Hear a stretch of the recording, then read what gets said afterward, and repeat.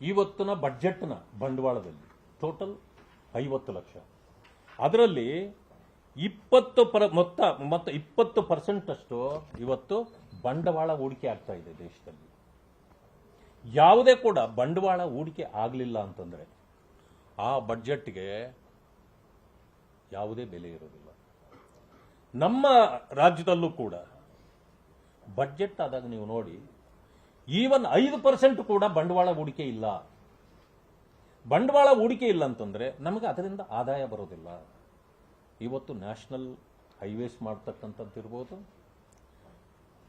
ರೈಲುಗಳನ್ನು ಹೆಚ್ಚಿಸ್ತಕ್ಕಂಥದ್ದಿರ್ಬೋದು, ಏರ್ಪೋರ್ಟ್ಗಳನ್ನು ಇವೆಲ್ಲದರಲ್ಲೂ ಕೂಡ ಸರ್ಕಾರಕ್ಕೆ ಹಣ ವಾಪಸ್ ಬರ್ತದೆ.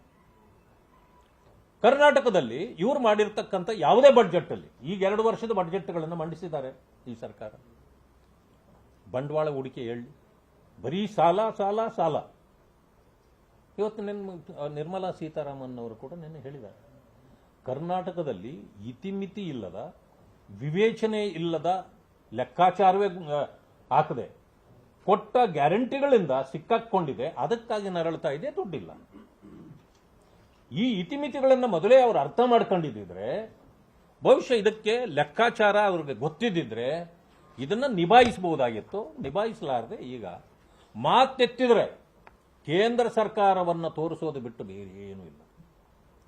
ನಿನ್ನೆ ನಾನು ನೋಡಿದೆ, ಕೆಲವರು ಮೈಕ್ರೋ ಫೈನಾನ್ಸ್ನ ವಿಚಾರದಲ್ಲಿ ಕೇಂದ್ರ ಸರ್ಕಾರದ ಆರ್ಥಿಕ ನೀತಿಯ ಕಾರಣ ಮೈಕ್ರೋ ಫೈನಾನ್ಸ್ದು ಸಮಸ್ಯೆ ಕರ್ನಾಟಕದಲ್ಲಿ ಪ್ರಾರಂಭ ಆಗಿದೆ ಅಂತ.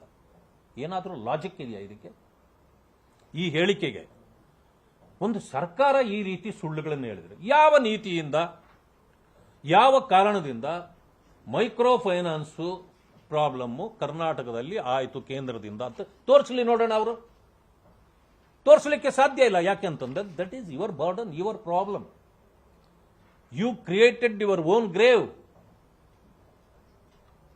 ನೀವು ನಿಮ್ಮ ಹಳ್ಳ ತೋಡ್ಕೊಂಡು ನೀವು ಕೇಂದ್ರ ಸರ್ಕಾರದ ಮೇಲೆ ಹಾಕ್ತೀರಿ ಅಂತಂದ್ರೆ ಎಷ್ಟು ಹಾಸ್ಯಾಸ್ಪದ ಇದು.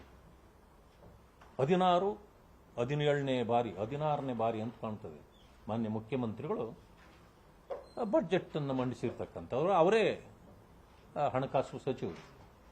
ಬಟ್ ಹಣಕಾಸು ಸಚಿವರು ತಾವಾಗಿ ನೀವೇ ಇಷ್ಟೊಂದು ತಪ್ಪುದಾರಿಗಳಿತಕ್ಕಂಥ, ಸುಳ್ಳು ಹೇಳ್ತಕ್ಕಂಥ ಕೆಲಸವನ್ನು ಮಾಡಿದರೆ, ಬೇರೆಯವರು ನಿಮ್ಮ ಸಹಪಾಠಿಗಳೇನು ಮಾಡ್ತಾರೆ? ನೀವು ಒಂದು ಸುಳ್ಳು ಹೇಳಿದ್ರೆ ಅವರು 100 ಸುಳ್ಳು ಹೇಳ್ತಾರೆ. ಅವ್ರನ್ನ ಕಂಟ್ರೋಲ್ ಮಾಡೋರು ಯಾರು? 36 ಜೀವರಕ್ಷಕ ಔಷಧಿಗಳ ಮೇಲಿನ ಆಮದು ಸುಂಕ ರದ್ದು ಮಾಡಿದ್ದಾರೆ. ನೀವು ಎಷ್ಟು ಬೇಕಾದರೂ ಆಮದು ಮಾಡ್ಕೊಳ್ಬೋದು, ಅದ್ರ ಮೇಲೆ ಟ್ಯಾಕ್ಸ್ ಇಲ್ಲ. ಇದರಿಂದ ಎಷ್ಟು ಬಡವರಿಗೆ ಅನುಕೂಲ ಆಗತ್ತೆ, ಇದನ್ನು ಯೋಚನೆ ಮಾಡಬೇಕು. ಕ್ಯಾನ್ಸರ್ ಅಂತಕ್ಕಂಥದ್ದು ಹೆಣ್ಣು ಮಕ್ಕಳಲ್ಲಿ ಬಹಳ ಬರ್ತದೆ, ಎಲ್ಲರಿಗೂ ಬರ್ತದೆ, ಯಾರನ್ನು ಬಿಟ್ಟಿದ್ದಲ್ಲ ಕ್ಯಾನ್ಸರ್ ರೋಗ. ಆದರೆ ಕ್ಯಾನ್ಸರ್ ರೋಗಕ್ಕೆ ಪ್ರತಿ ಜಿಲ್ಲೆಯಲ್ಲೂ ಈಗ ತನ್ನ ಯೂನಿಟ್ಗಳನ್ನು ಸ್ಥಾಪನೆ ಮಾಡ್ತಿದ್ದಾರೆ. ಇದು ಕೇಂದ್ರದಿಂದ, ರಾಜ್ಯದಿಂದ ಅಲ್ಲ, ಕೇಂದ್ರದವರು ಮಾಡ್ತಾರೆ. ಪ್ರತಿ ಜಿಲ್ಲೆನಲ್ಲೂ ಇದರ ವ್ಯವಸ್ಥೆಯನ್ನು ಅವರು ನೋಡ್ಕೊಳ್ತಾರೆ. ಜೊತೆಗೆ ಇದರ ಮೇಲೆ ಔಷಧಿಗಳ ಮೇಲೆ ಟ್ಯಾಕ್ಸ್ ಕಡಿಮೆ ಅಲ್ಲದೆ ಅದರ ಔಷಧಿಗಳ ಮೇಲೆ ಸಂಪೂರ್ಣವಾದ ನಿಯಂತ್ರಣ ಇಟ್ಟು ಬೆಲೆಗಳನ್ನು ಕೂಡ ಕಡಿಮೆ ಮಾಡತಕ್ಕಂಥದ್ದು, ಜನೌಷಧಿ ಕೇಂದ್ರಗಳ ಮೂಲಕ ಜನರಿಗೆ ಔಷಧಿಗಳನ್ನು ತಲುಪಿಸ್ತಕ್ಕಂಥ ಕೆಲಸವನ್ನು ಮಾಡ್ತಿದ್ದಾರೆ. ಆದರೆ ನಮ್ಮ ಸರ್ಕಾರ, ಈಗ ಕರ್ನಾಟಕ ರಾಜ್ಯದ ಸರ್ಕಾರ, ಜನ ಔಷಧಿ ಕೇಂದ್ರಗಳನ್ನೇ ನಾವು ತೆರೆಯೋದಿಲ್ಲ ಅಂದ್ರೆ ಕೇಂದ್ರದಿಂದ ಜನರಿಗೆ ಸಿಗುವ ಅನುಕೂಲಗಳನ್ನು ಕೂಡ ಜನರಿಗೆ ಮುಟ್ಟಿಸಲಾರದಂತ ಪರಿಸ್ಥಿತಿಯನ್ನ ರಾಜ್ಯ ಸರ್ಕಾರ ಇವತ್ತು ಮಾಡಿ ಕೇಂದ್ರ ಸರ್ಕಾರದ ಮೇಲೆ ಗೂಬೆ ಕೂರಿಸ್ತಾ ಇದೆ. ಜನೌಷಧಿ ಕೇಂದ್ರಗಳು ಪ್ರತಿ ಆಸ್ಪತ್ರೆಗಳಲ್ಲಿ ಇರಬೇಕು ಅಂತೇಳಿ ನಮ್ಮ ತೀರ್ಮಾನ ಇತ್ತು. ನೇರವಾಗಿ ಮುಖ್ಯಮಂತ್ರಿಗಳು ಹೇಳಿದ್ರು, ಆರೋಗ್ಯ ಸಚಿವರು ಹೇಳಿದ್ರು, ನಾವು ಯಾವುದೇ ಜನೌಷಧಿ ಕೇಂದ್ರಗಳನ್ನು ನಾವು ತೆರೆಯೋದಿಲ್ಲ ಅಂತ. ವಂಚನೆ ಯಾರು ಮಾಡ್ತಿರೋ ಜನರಿಗೆ? ಇದನ್ನ ಮಾನ್ಯ ಮುಖ್ಯಮಂತ್ರಿಗಳು ಹೇಳಬೇಕು. ಕಚ್ಚಾ ವಸ್ತುಗಳ ಮೇಲೆ ಆಮದು ಸುಂಕ ಇಳಿಕೆ ಮಾಡಿದೆ. ಸಣ್ಣ ಮತ್ತು ಮಧ್ಯಮ ಕೈಗಾರಿಕೆಗಳಿಗೆ ಉತ್ತೇಜನಕಾರಿಯಾಗಿ ಅನೇಕ ಇದನ್ನುಗಳನ್ನ ಇವತ್ತು ಕೊಡಲಾಗಿದೆ. ಮೀನುಗಾರ ವಲಯಕ್ಕೆ 60,000 ಕೋಟಿಯನ್ನ ಅನುದಾನ ಇಡಲಾಗಿದೆ. ಈ ಸಾರಿ 5 ವರ್ಷಗಳಲ್ಲಿ ಹತ್ತಿ ಕೃಷಿಗೆ ವಿಶೇಷ ಉತ್ತೇಜನ ಕೊಡಬೇಕು. ಯಾಕಂತಂದ್ರೆ ಹತ್ತಿ ಗಾಂಧೀಜಿಯವರ ಕನಸು. ಚಕ್ರ ಇಟ್ಟು ಮೊನ್ನೆ ಗಾಂಧೀಜಿಯವರ ಪೂಜೆ ಮಾಡಿದರು ಬೆಳಗಾವಿಯಲ್ಲಿ. ಚರಕಕ್ಕೇನಾದರೂ ಕಾಂಗ್ರೆಸ್ ಅಲ್ಲಿ ಬೆಲೆ ಇದೆ ಇವತ್ತು? ಯಾವುದೋ ನೆಪಕ್ಕೆ ಮಾಡೋದು. ಗಾಂಧೀಜಿಯವರ ಹೆಸರು ಹೇಳೋದಲ್ಲ. ಗಾಂಧೀಜಿಯವರು ಸ್ವದೇಶಿ ವಿಷಯಕ್ಕೆ ಬಹಳ ಒತ್ತು ಕೊಟ್ಟವರು. ನಮ್ಮ ಹತ್ತಿ ಬೆಳೆದು ನಾವೇ ಬಟ್ಟೆ ನೇಯ್ದು ಹಾಕ್ಕೊಳ್ಬೇಕು ಅಂತೇಳಿ ಈ ದೇಶದ ಕಣ್ತೆರೆಸಿದವರು. ಈ ಗಾಂಧೀಜಿಯವರ ಹೆಸರು ಹೇಳ್ತೀವಿ, ಅದರ ಬಗ್ಗೆ ಮಾತೇ ಆಡೋದಿಲ್ಲ. ಪ್ರತಿ ಒಬ್ಬರು ಕೂಡ ಖಾದಿದಾರಿಗಳಾಗಿರಬೇಕು ಅಂತೇಳಿ ಹೇಳಿದವರು ಗಾಂಧೀಜಿಯವರು. ಆದರೆ ಇವತ್ತು ಕಾಂಗ್ರೆಸ್ ಅವರಿಗೆ ಕೊಡ್ತಾ ಇರ್ತಕ್ಕಂಥ ಬೆಲೆ ಏನು? ಈ ರೀತಿಯ ಉತ್ತೇಜನ ಇವತ್ತು. ಅದಕ್ಕೆ ನಾನು ಹೇಳಿದೆ, ಭಾರತ ದೇಶ ಇವತ್ತು ವಿಕಾಸದ ಪರ್ವವನ್ನು ನಾವು ಕಾಣ್ತಾ ಇದ್ದೇವೆ. ವಿಕಸಿತ ಭಾರತದ ನಿರ್ಮಾಣ,